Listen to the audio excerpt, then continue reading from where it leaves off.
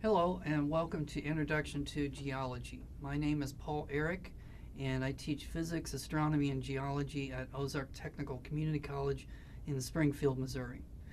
And so this is a series of videos, the lectures that I give to my Introduction to Geology students. So today we want to talk about Lesson 11, which is on a biography of the Earth.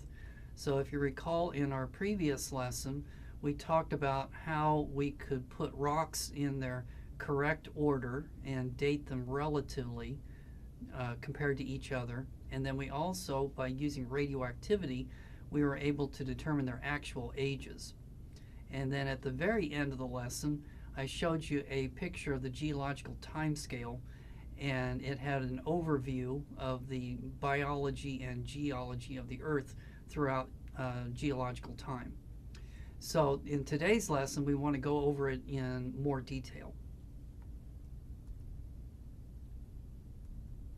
So here's our lesson objectives. You should know where the Earth's atmosphere came from. Where did the Earth's oceans come from? What was the first type of life? Where did oxygen in our atmosphere come from? Why it took so long for life to be able to colonize the land, what the first type of animal and plant life was, why reptiles and conifers dominated over amphibians and ferns, what killed the dinosaurs, why mammals and flowering plants dominated over reptiles and conifers, and then what caused the ice ages.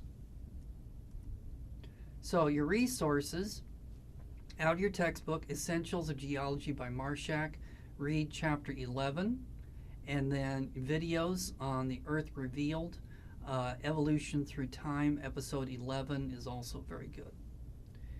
You'll also notice that online there is a lot of videos that talks about the geological and biological history of the Earth, and so a couple of good ones would be the extinction files, and then there's another one that's called How the Earth Was Made.